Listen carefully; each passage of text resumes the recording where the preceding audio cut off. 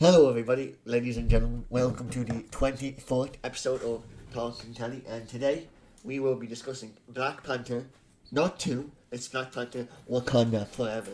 This movie came out a month ago, and we are a bit late to the party, but we get there when we get there. And you watch for the quality, and definitely not because it was recommended to you by the Real Geek News. We hate those guys, but we actually don't.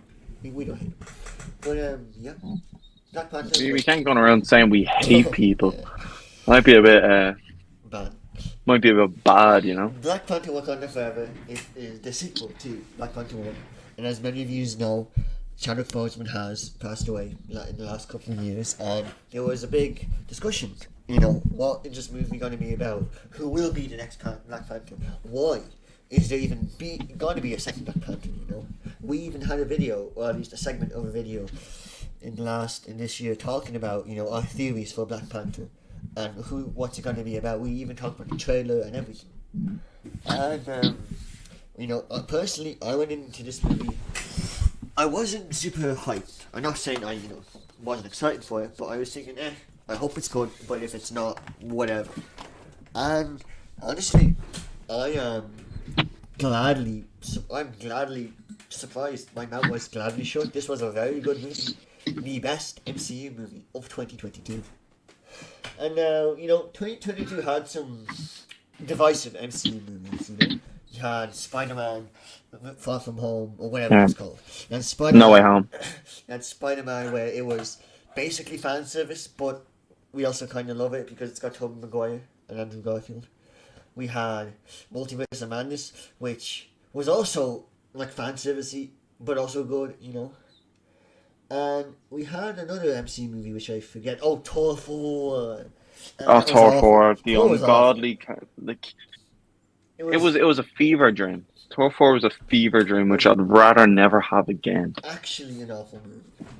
I think it killed Taika Waititi in the MCU, to be honest. Oh, I think it did as well.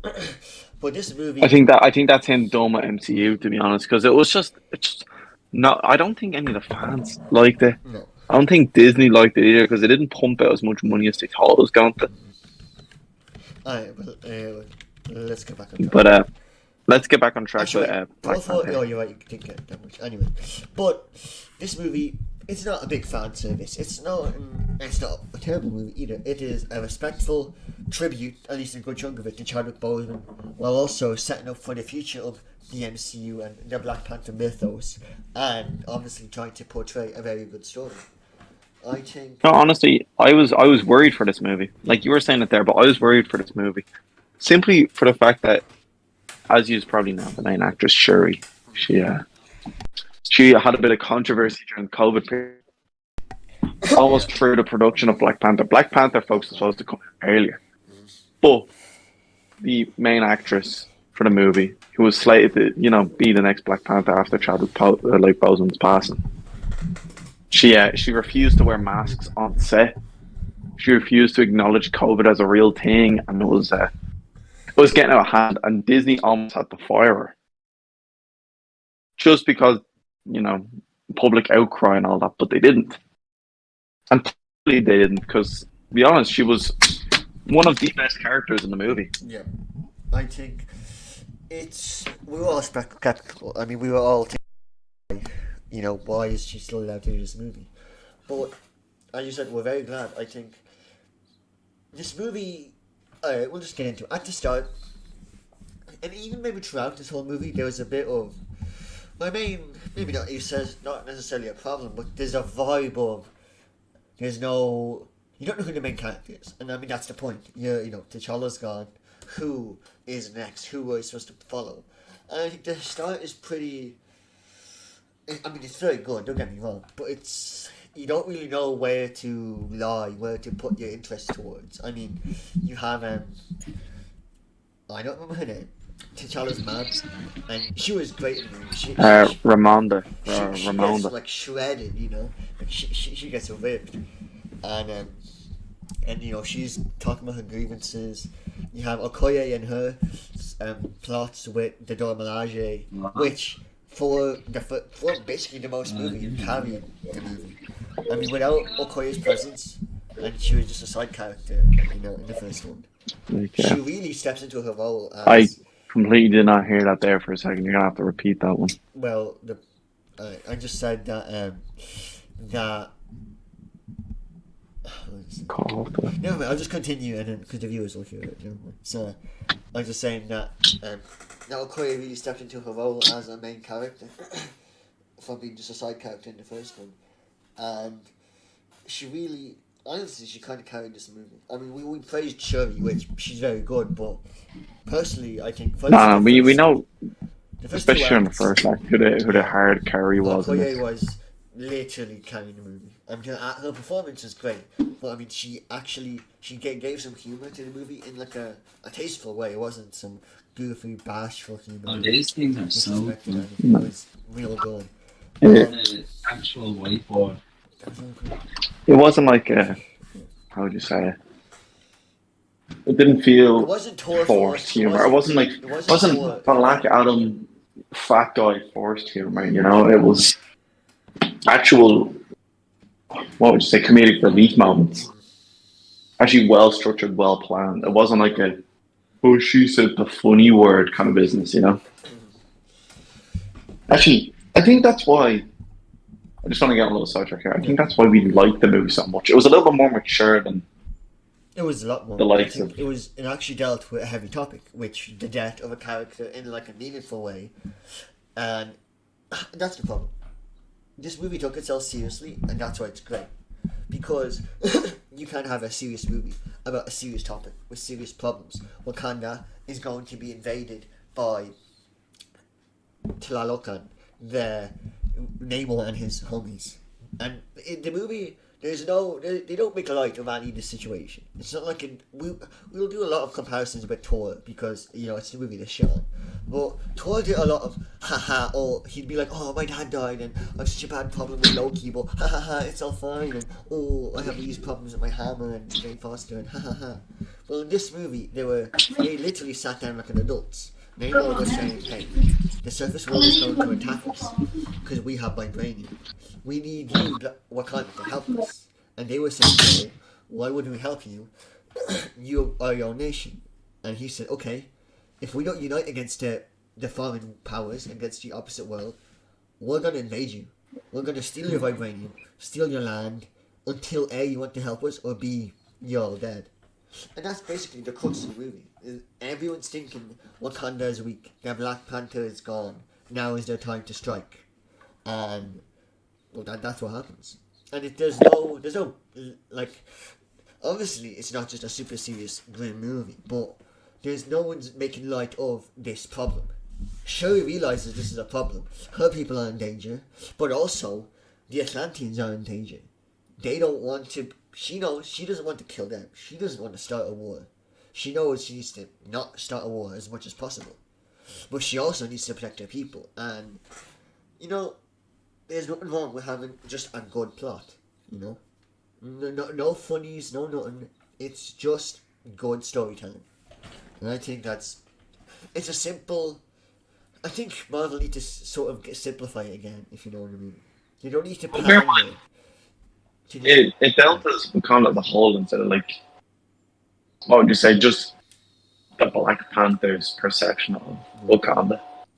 I feel like the likes of Infinity War, of course, Infinity War is probably one of the best MCU movies there ever will be. Infinity War and Endgame, like, they are the culmination of 10, 15 years of work. But nobody really thought about, like, the sacrifices made, people, the Wakandans who died, Because bear in mind, a shitload of them were just thrown out onto the field. Back on his boys just thrown out there, You're going to fight the hard fight against all these aliens, Yeah. And we really see Shuri going to step up, and it's like, well, yeah, we need to think about this from a nation's perspective. Like, Ramonda didn't think about it when she sent in them French spies. No. Spoilers. Who were trying to attack, like, a Wakandan center. That could have been war right there, talking shit to the UN. But you also have to remember, she's grieving at the time. She's dealing with her own stuff. You can't expect everyone to be great leaders. Just real quick, do you have some like fan of Hoover in the background? Because it's very, Yeah, it sounds very bad. Like whenever you talk, there's a beep and a woo in the background. Well, alright, never mind. We'll continue. Right. I let me think jump out there. I'll jump. another great benefit of this movie is the villain. I mean, this is the main stickler with any Marvel movie. For the last 10 years, they're always talking about their villain. This villain sucked. This villain was great. We love Thanos. We hate Malekith. We love Loki, but we also kind of hate Loki in certain movies, you know? They've always nailed origin stories. They always had humor, you know, fairly decently, but they were never super consistent with villains. And then Namor... Hold on. And then Namor is just great.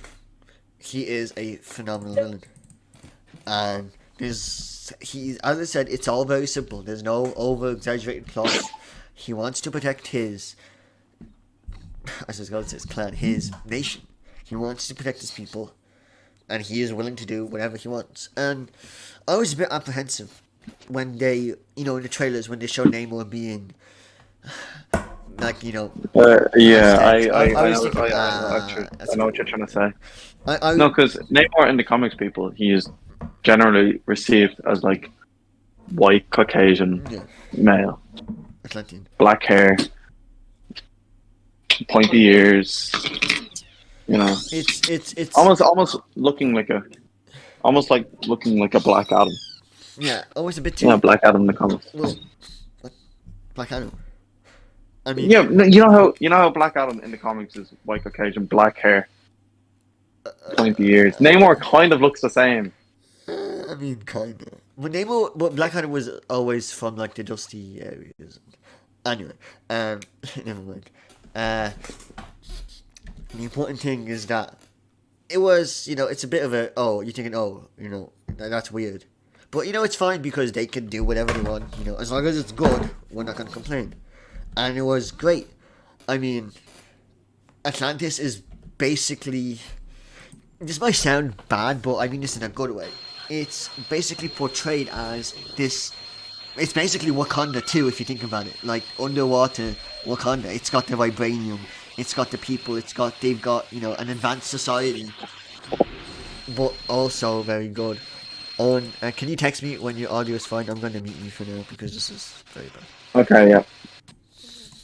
So, the villain is actually great. So basically, he looks, you know, the way Namor looks. He's fairly bland. He looks similar, but he has this really cool.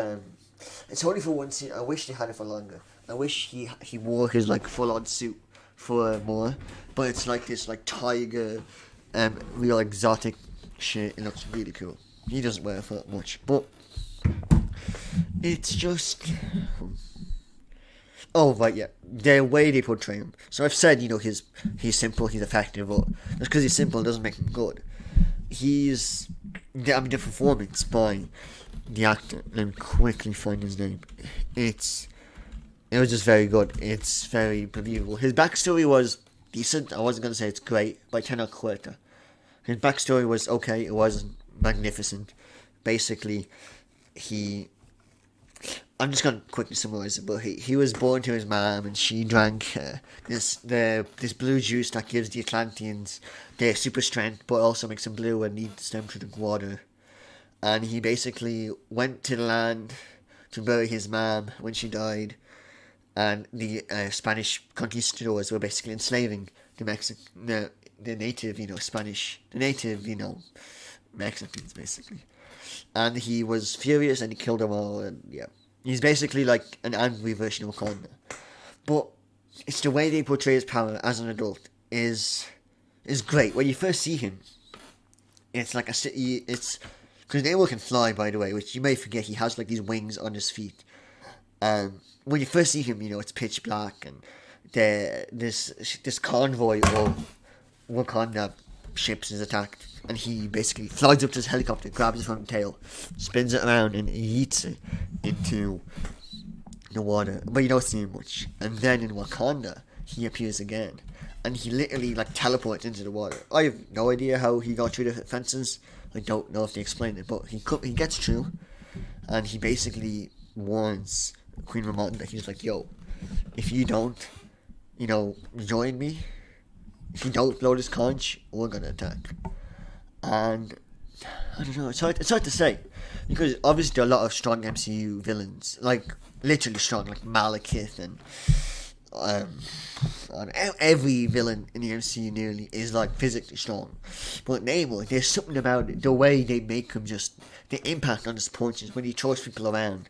He really commands just such power. You're thinking, damn, can they stop this guy? Like, this guy is a threat. But let me just check if Owen's thing works.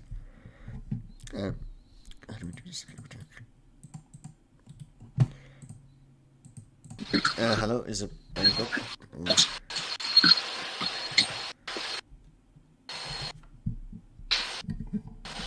can you hear me? Yeah, can you hear me? Yeah, I can hear you. All right, cool. Yeah, it's all good. The hoovering still going on, so it's still not right now. It's not nearly as bad. right. Well, you're talking about Namor anyway. I was trying to listen in there. I was trying to do my part, but I think the most, what would you say? I'd say like he is the most thought-provoking villain. That's what I was trying to say there. He's the most, like, what would you say, relatable villain in the MCU. Because yeah, if you put yourself in his shoes for a second, you have to think, what if I was in control of a nation who is under siege, under attack, are about to be exposed. Bear in mind, these are all mutants, by the way, people. These are all mutants. Like, how would the world receive human mutants? How would the world receive underwater blue people, a whole nation of people who can't defend themselves, from the rest of the world because they are they are literally under the ocean right now. They have women, they have children they need to protect. And the US has just stumbled upon their deposit of vibranium. Like, what do you do?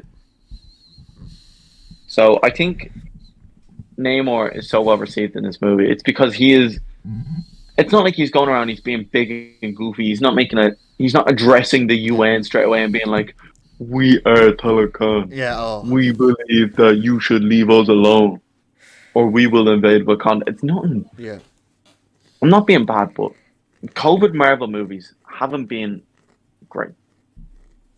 Black Widow is a prime example of a COVID movie which should have never released. To be honest, you can almost sense it in Spider-Man No Way Home and Doctor Strange Multiverse of Madness.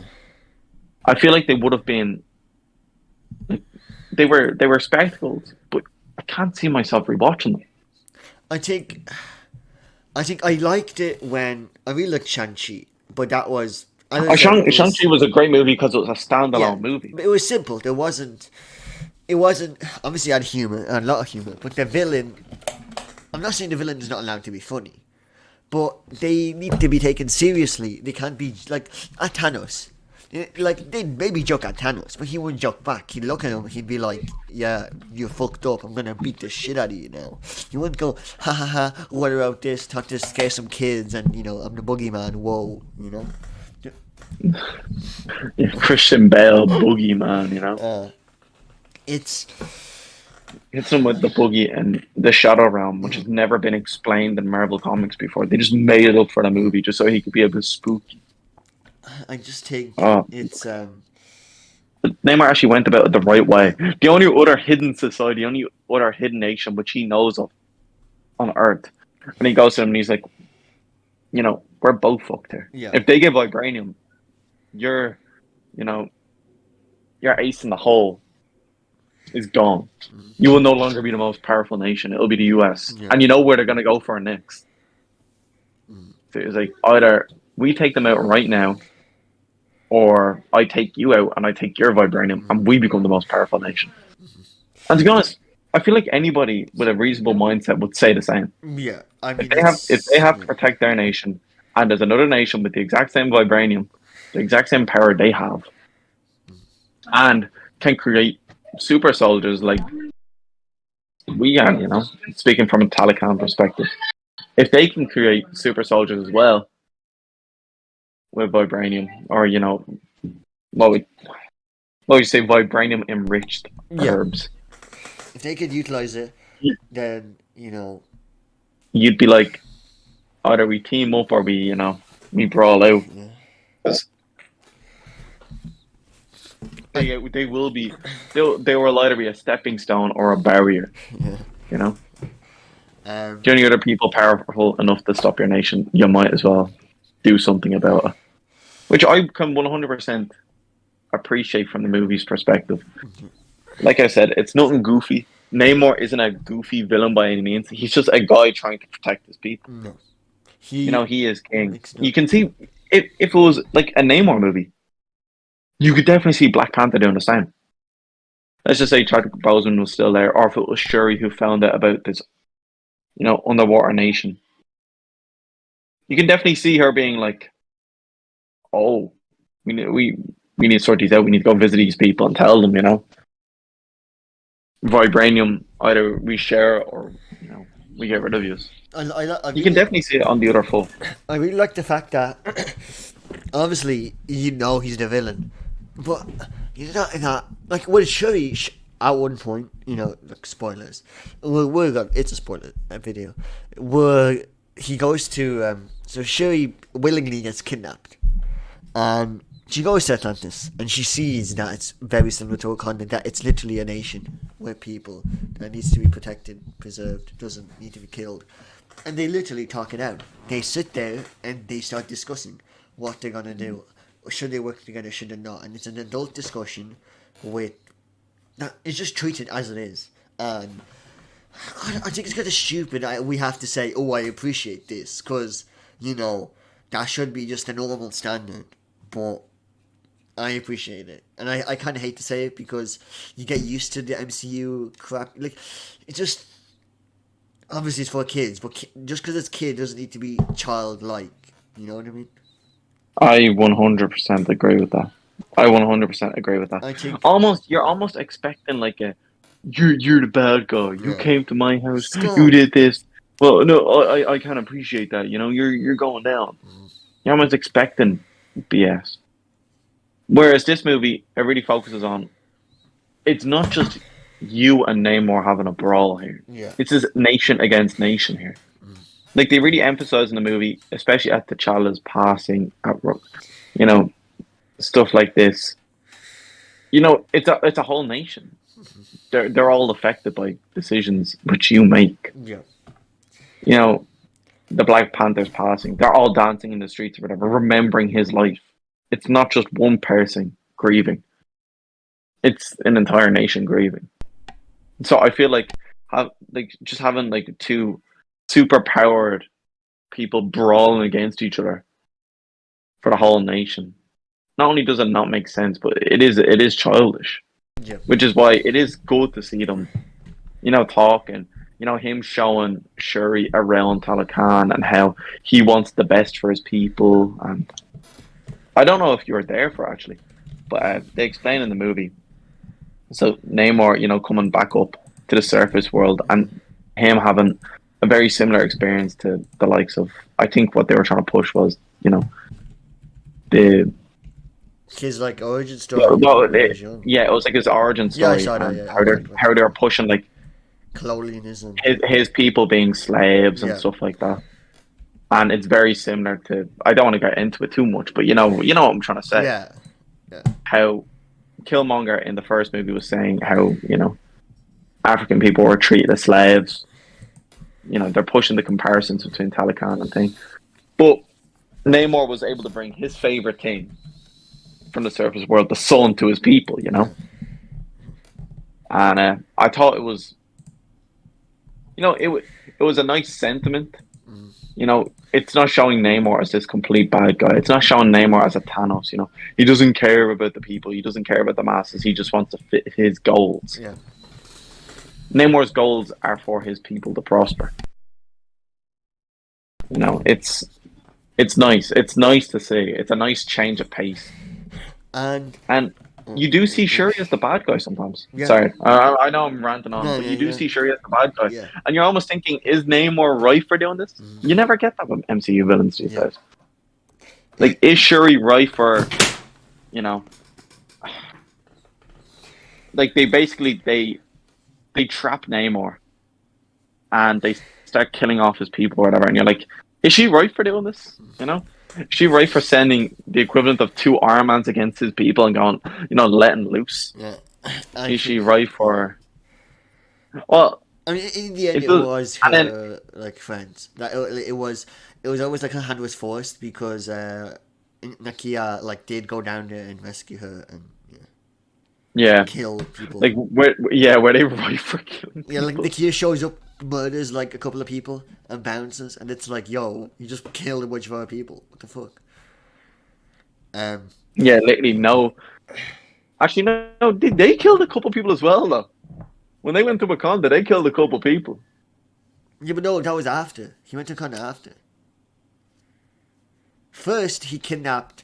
So what happened is they need to find who made the vibranium weapon. So they go after Ironheart, and the Wakandans also need to go after Ironheart. And then I'll talk about this in a sec. But in the end, Ironheart and Shuri get kidnapped, and then Nakia gets basically found by Queen Ramonda, and it's like, please find my daughter, bring her home. And Nakia literally rocks up, kills like a couple of people. I'm pretty sure one of them was like even a servant. She just like Yeah, she butchers. killed a servant. Yeah, no, but Bearmont, the servant, had a knife in her Oh hand yeah, against yeah, Shuri. yeah, yeah.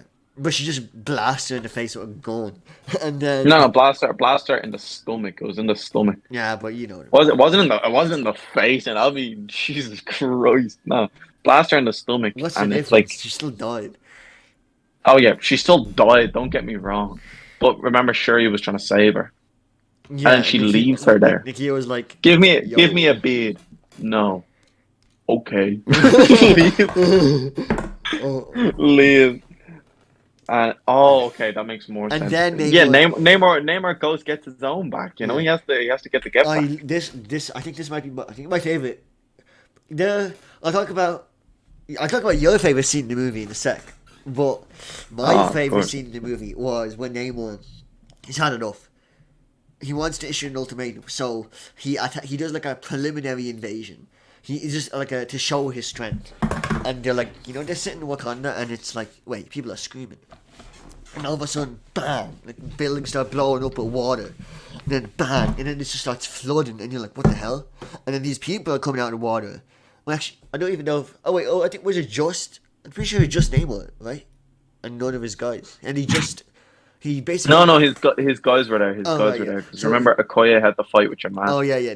People start coming out of the water, and it's like, oh my god! And then they start, just start massacring everyone, but they start like kind of massacring everyone, and then the flood just starts coming in, and Mbaku was like, alright, I'm gonna save some people. He hops in the water. Oh my god, He hops it in the was one water, of the and he's best like, scenes in the alright, entire movie. like he hears something, and he's like, wait, what's this?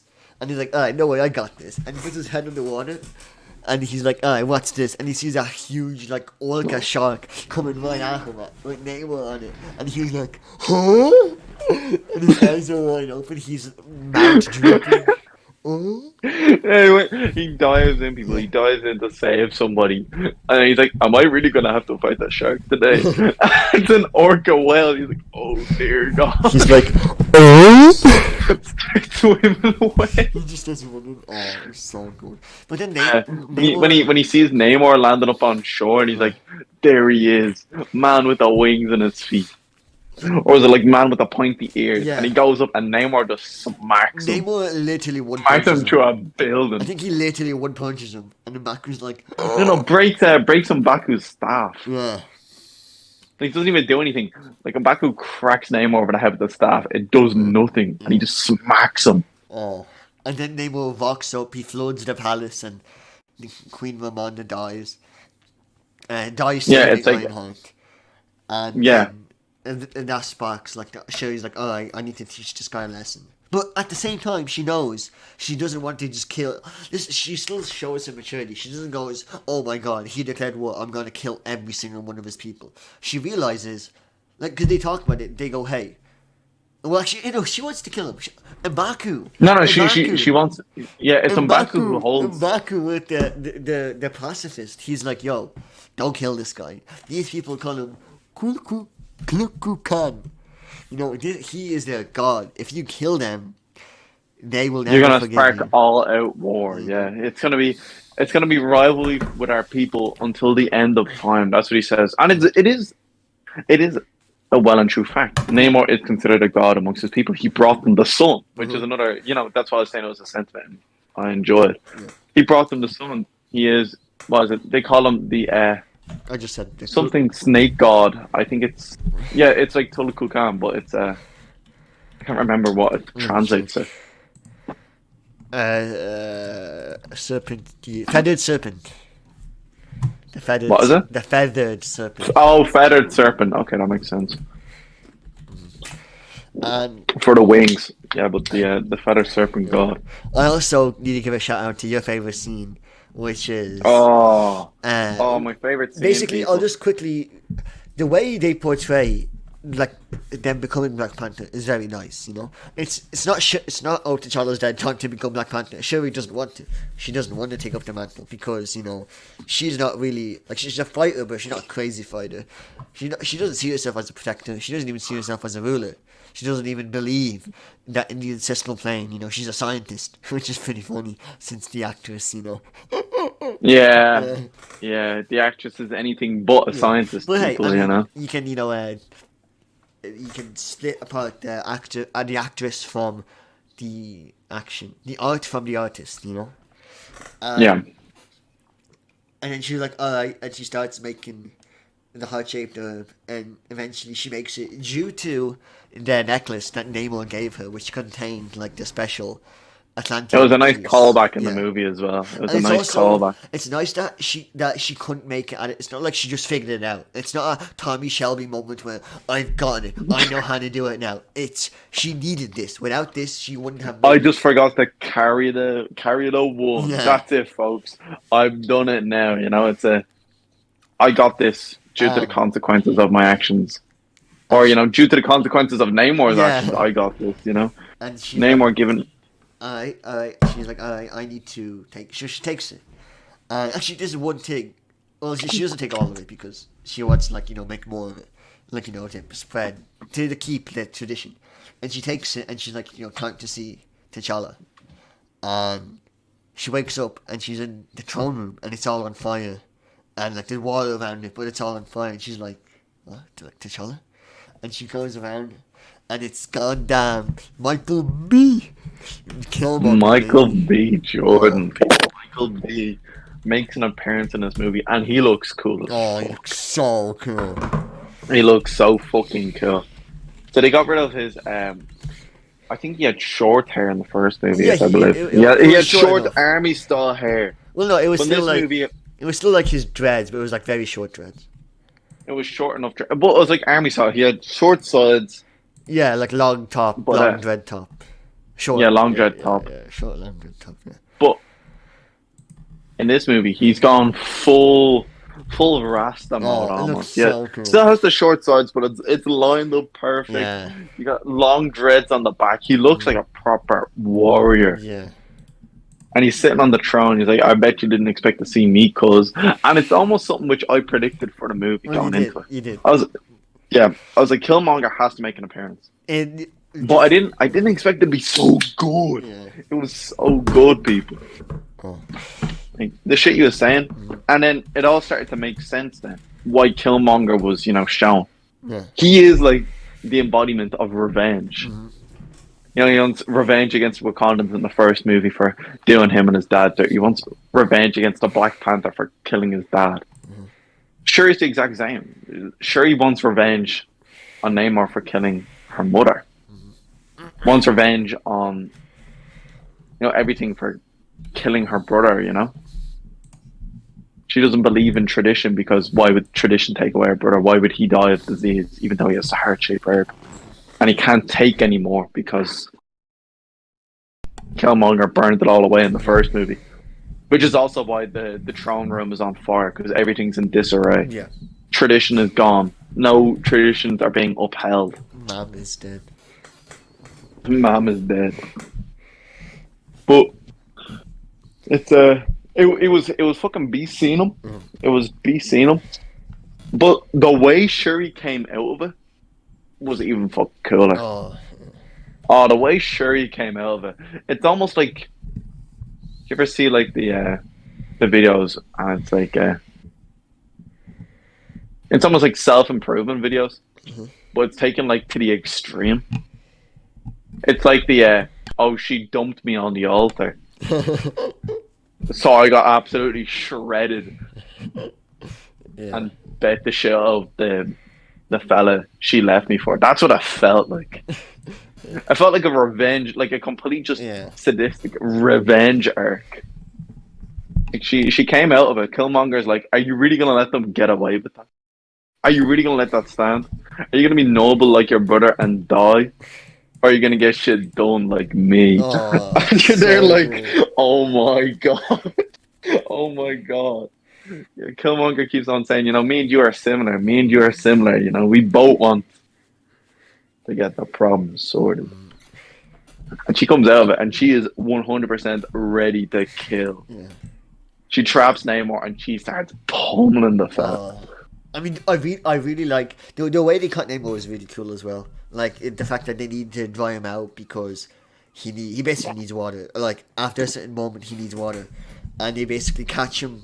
They force him in to fight on the ship, on the flying ships they have, and then they trap him into like this heat room and he can't get out, and he's just sweating, and it's just he's getting more and more tired, and Berman,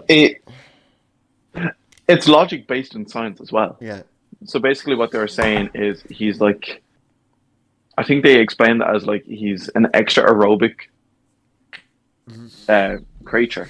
I can't really call him human at this stage. he gets his oxygen from the water. Yeah. And he gets oxygen from the air. He's able to derive oxygen, like a fish would, through their skin. And that's what gives him his superhuman strength. But it's all based in science. Us two, as biology students, know, for any exercise to be, any exercise to be done, you need a certain level of oxygen. You need a threshold level. But if you get increased oxygen to your muscles, you can have increased output, which is exactly what Namor is. He's just a creature who's able to, push past the human threshold for exercise and go above and beyond with his muscles.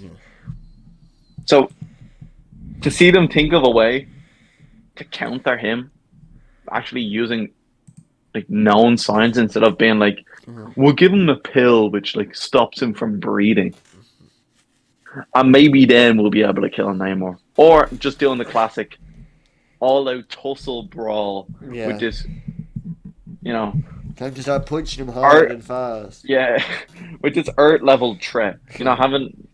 Yeah, literally, we'll do a tussle and a brawl with this Earth level threat, and maybe then we'll be able to defeat him with the power of friendship. Okay. They think of a counter, they implement it, it works. Yeah.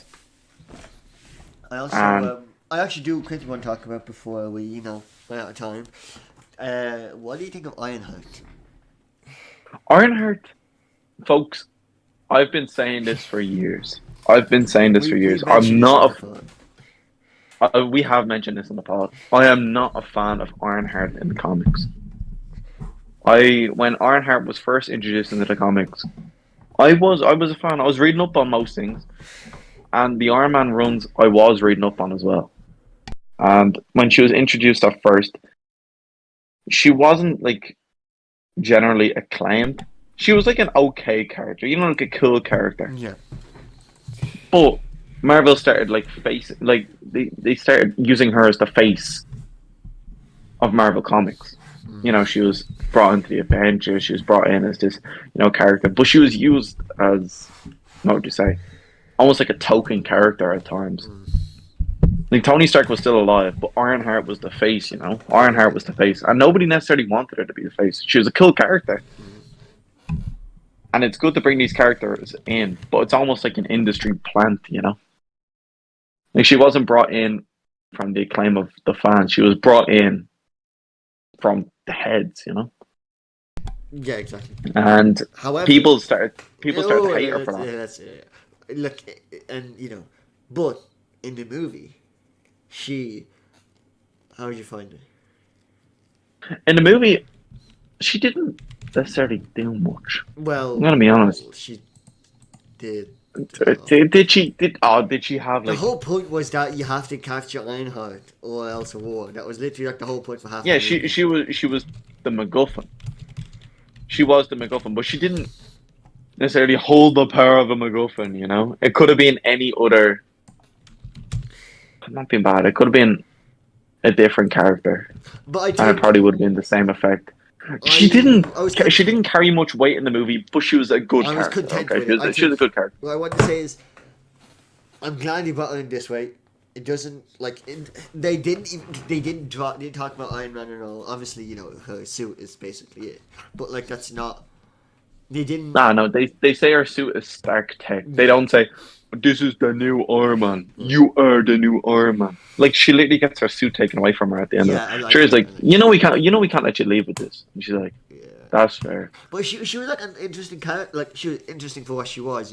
Interesting. Like they didn't dwell on her a lot, which was nice. They're like, all right, we need to get her, and she would she pop in with a bit of comedy. She would talk about her dad and talk about her studies and whatnot. But it was just.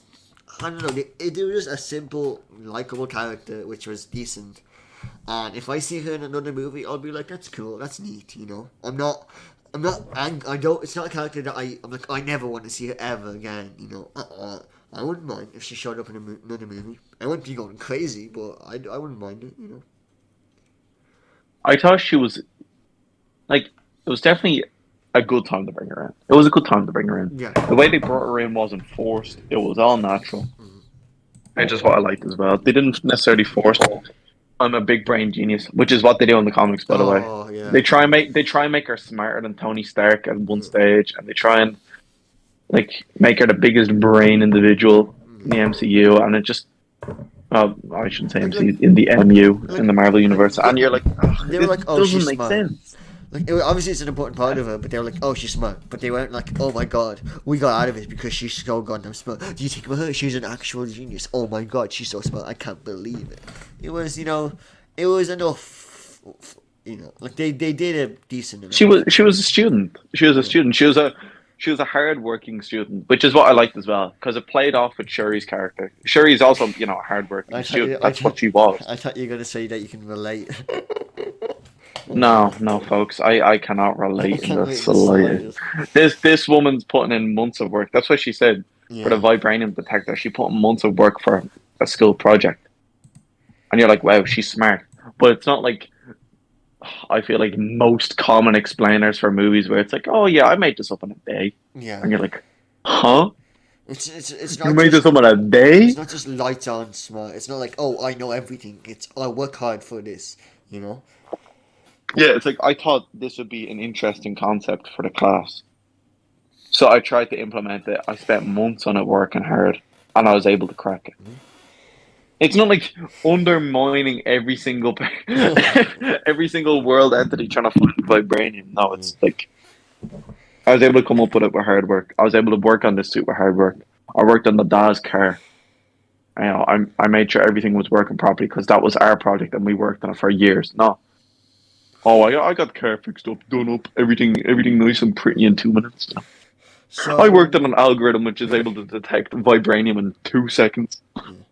Also, how much? Just for reference, how much do you have left now? Like, how long can you keep going?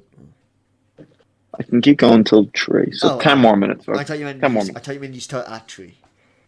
Oh no! That's what I was like. I want to get dressed. I want to do my chores, get shit done, and then I head off. Yeah, but overall, I think 8 out of 10 movie, 7 out of 10, 7.5, 8.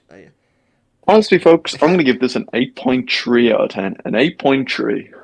Maybe just an 8. I like to stick to 8, like to 8s, or like I like to stick to whole numbers or like half numbers. No, I don't think it's an 8.5. No, I have reasoning behind this. I don't think it's an 8.5. No. I think it's a little bit above an 8. Maybe an 8.2. 8.25. 8.25 is good with me. 8.25, folks. I think that's the final I think score for this movie. it's a good movie. It's enjoyable. If when I come at see, so if I was asked by an average bloke on the street, what MCU movie out of this year would you recommend? I think I'd probably say this movie because I would say this movie too. I know a lot I of would say people this movie that too. didn't like Spider-Man and Doctor Strange because they didn't grow up with those characters. They don't have the nostalgia with Toby and Andrew. They don't know about the MCU. They don't know about Black Bolt or Charles Xavier being Sir Patrick Stewart. They don't get it. And that's fine. I think this movie it's got a little bit for everyone, as IGN likes to say. It does. Like, genuinely, it's not like... I'm not going to say it's not, like, the best MCU movie ever. No. Because, folks, it's not the best MCU movie ever, but it's an enjoyable sit down. It's a step Like, in the right I direction. could watch this at home. Yeah, I could watch this at home. It's a step in the right direction. It's definitely a rewatchable movie. Yeah. And the ending is very open-ended. I feel like we didn't go into that either. It's a very open-ended ending. So there's a lot which can be done. I think if they keep it separate like they have been doing, instead of trying to tie it into every single other MCU movie, I think it'll do well for itself. Yeah, let's quickly talk about the ending. So, number one, there was no second post-credit scene, which is crazy. But number two... Folks, we didn't notice because we didn't want to spoil ourselves at all going into this movie. We didn't notice, and we genuinely thought there was going to be a second post-credit scene. And we waited. We waited the whole time. Yeah. But And then we saw people leaving and people looking at us. we're We're kind of like, why aren't they staying? Yeah. Why aren't they staying? Because they knew better than us. Yeah. I feel like people were trying to warn us. You're just sitting here for nothing. Yeah. But we were too stupid to realize. The first end credit scene show Nakia having a small baby boy. Well, not baby, a small 8-year-old boy who is known as T'Challa. Or Toussaint. Toussaint is like a French name. Yeah, but they call him. He literally says, "My name is T'Challa." Yeah, I am. They literally go T'Challa, T'Challa. son of T'Challa. Yeah. And they're setting up that way. I feel like that's going to be a Young Avengers situation. I don't know how to feel about that. He will be part of the Young Avengers. He will be. Him, Ironheart. You have Patriot. You have Ant-Man's daughter. You have Speed and Wiccan. I mean, You have all these characters. They're all coming together. I mean, look, there is like, in the comics. He doesn't have a son. There's different like different Earths where it's like like an Earth 10943. Azari T'Challa, the son of T'Challa and Storm, but there's no like. And now Nakia isn't Storm in unless the MCU. Unless she's dogging out and she never told anyone. Yeah, She's unless like, oh she's yeah, like- I can actually control the weather. I could actually shoot lightning into the Atlanteans and shock them all, but I didn't because I didn't want to. Yeah, I thought it'd be a bad time. You're like, what? What? But it poses questions like, will he inherently gain powers? Because bear in mind, Nakia and T'Challa would have had. I'm just gonna call him Toussaint just so we don't get confused here. Yeah. So, would the powers of the Black Panther pass on to Toussaint Well, from? Because in the technically comics they say it changes their genetic output. Yeah. And it passed on to Namor, his Madrag kid, and he was a baby. So. Yeah, and it passed on. So is it the same for? Well, yeah, that's I'm pretty Toussaint. sure. That's what I'd assume anyway. Then he definitely has to be like young Black Panther or something like that. Oh, look, I don't know what they think about that. I think the fact that they call him, I don't like that. I don't like that they call him T'Challa. I feel a bit iffy on that. I don't know why. I don't like it, but I don't think it's gonna be. It's not horrible. But I don't think the kid. I don't think the kid is gonna be named T'Challa in future movies. I think his name is gonna be Toussaint. I really hope they just never call him T'Challa again. I feel like it'll be like a Killmonger situation. You know, where they don't call him whatever his name is. I forget his name. Let me check. But it's like he is the son of Nobu or something like that. The son of Njobu, but Unjobu. Sorry. Look, I literally got it right. I said Nobu. oh, he was, I literally got it right. Injanaka. Killmonger's Injanaka. Injadaka. Injanaka. They didn't Injadaka. Well, Shuri goes like Injanaka. What? She's like, what are you doing here? And he's like, what up? This is me. Killmonger. Well, bear in mind, she probably didn't want to call him Killmonger. Killmonger, what are you here? Hey, Killmonger, what are you doing here? Injadaka makes a lot more sense. And he was forgiven by the end of it. When he died, he was forgiven. By Black Panther. If you remember. By Black Panther, he had him sit him up. Watch the Wakandan sunset. Mm-hmm. Oh. But, honestly, I thought Killmonger was going to make an appearance. Oh, he did. Like a real life appearance, not like a appearance. I thought he was genuinely going to be in that second post credit scene. And folks, I'll tell you why before we get into. What do you mean, like alive? Alive. Oh. Let me explain here, people. I was waiting for the second post credit scene. I genuinely thought it was going to be Killmonger, and I thought T'Challa would have granted his wishes to be buried in the sea. Mm-hmm. And that would have been a perfect chance to tie in the whole Namor situation and Killmonger being alive. Why would he be alive? Why? He just got murked in the first movie. Why would he be alive? If you know a thing or two about the comics, Killmonger, like that, is killed in the comics and he's dropped into the ocean, but he survives. But they didn't drop him in the ocean in the movie. They don't say it. No, they say it in the first movie. Do they? Killmonger says, "Bury me in the ocean with my ancestors." Oh, yeah, but does T'Challa... My brothers and sisters on the ship. Does T'Challa do it? That's what I was saying. That's what the post-credit scene. That's what I thought it was going to be. I'm glad they I thought did. No. If they brought him back, it would have been stupid. I'm glad the MCU is not doing Marvel comics where no one fucking dies and everyone's alive all the time and it's all happy days. I'm glad people die and don't come back. Imagine how cool Killmonger being back Then would people have are going to been. say, what about Tony? What about Steve Rogers? What about Black Widow? Yeah, but it's not Killmonger, people. We're getting off this situation for now. We only have a few more minutes left. We need to talk about M'Baku. Yeah. M'Baku. We need to talk about M'Baku and him at the very end, where he's challenging for the throne. Oh yeah, If you remember, yeah, I forgot. Shuri isn't there Actually, yeah, to accept the challenge. The Everybody thought it was going to be Shuri on the ship. It wasn't. It was M'Baku. My only problem with the movie is it ends like very, I just said open-endedly.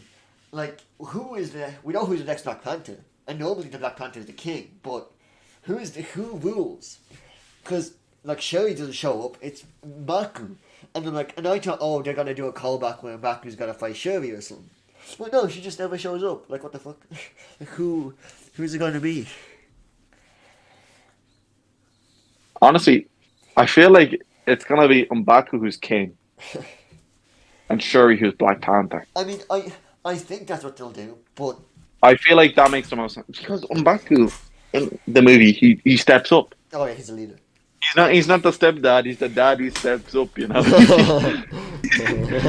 He steps up. He takes the people into Jabari land. Mm-hmm. Sits them all down. He sets up the council again. Mm-hmm. They talk about how they're going to control the situation, and then Shuri just kind of jumps in as the Black Panther, starts stepping up on M'Baku, and you're like, what the hell is she doing? What is she doing stepping up on M'Baku like that? And I feel like M'Baku, in the first movie, he's known as the wild card, you know, he's the Joker, you know. You don't know what he's going to do, you don't know what he's thinking. But over the years, he's matured, you know, he's incorporated the Jabaris in with the rest of Wakanda. He's shown himself to be a level-headed thinker. You know, saying not to kill Namor, saying going to war with these people is not the best. Well, see, in the comics, Shuri is the queen of Wakanda. Like she fights Namor in the comics as the Queen of Wakanda. But maybe he's just the leader. Maybe he takes care of the day-to-day business, you know, Oh, he's like the hand basically like the hand. hand of the king, and she's the hand And I of the feel like queen. that's why he steps up Mhm. at the very end. And I feel like he's probably going to say something like, "I'm not stepping up as king, but you know, but I'll but step I'll I'll help. step up as leader. I'll step up as leader kind of thing. I Like she's the queen, but he's the leader, my final almost like thing a VP." I hope is that I hope she gets a cape. I hope her suit gets like the cape and like the tufts and the fur. I think in the comics Shuri's costume looks really cool, and in the movie it's really good as well. But I hope she gets like the cape. I think the cape looks really cool in the comics. Yeah, I hope she gets a more comic appropriate. I don't even need comic Costume. appropriate. I just like the cape. I just think the cape is cool, and I just hope she gets the cape. Well, bear in mind her costume. I thought, folks, while watching the movie, I thought the little indents No, on her mask, no. That's on her mask, and on her suit, no. Killmonger's dots. No. Thought they were Killmonger's dots, No. people, and I'm here going crazy. I'm going crazy in the cinema. I'm like, oh my god, she's actually about to go on a Villa arc. She's about to go crazy. But no, the dots were the dots that she wore, that they all wore for their funeral to T'Challa, you know, to like, and even those dots she wore in the first movie, she had those dots, so that's just her shtick. The dots, like, there's nothing, you know, like it's not, you know. I'm sorry to break it to you. Yeah, I know it was a rough one. I genuinely thought it was like Killmonger dots. Oh, also saying she's wearing the dots, you know, the funeral dots.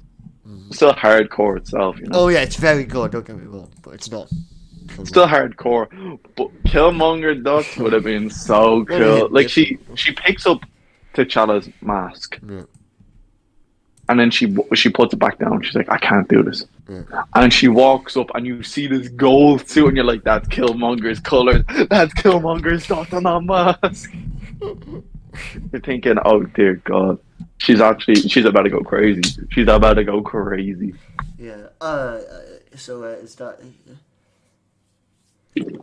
I think that's it, folks. Yeah. Thanks again for listening on the pod. It's been a good one today. Thank you very much for watching. Bar my Hoover and Shara situation, folks. I do apologize for that, and I'll try and get it sorted in the edits. But thanks for listening. We're not gonna get it sorted. Just get it sorted next time. All right, with that, folks. Yeah. Have a good Christmas, Thanks for watching. everyone listening.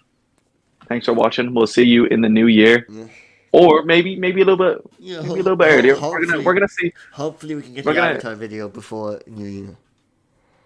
before the new year, anyway. Yeah. And 2023, we'll be starting back. If we don't get back to this before 2023, praying for a good year for the pod, a good year for the YouTube. 2023 will be our year. It will be. We promise a step up from the channel. You know, we'll promise actually a tiny bit of editing, short form content, and actual video essays, and you know, better quality content than just us ranting for an hour. So stay tuned. Yeah. Keep listening in. Keep giving opinions. Like, comment, subscribe. Yeah. Everyone on YouTube, get to it. We will blow up soon. That's all I'm gonna say. That's all I'm gonna say. That, folks. See you later. Bye. Bye.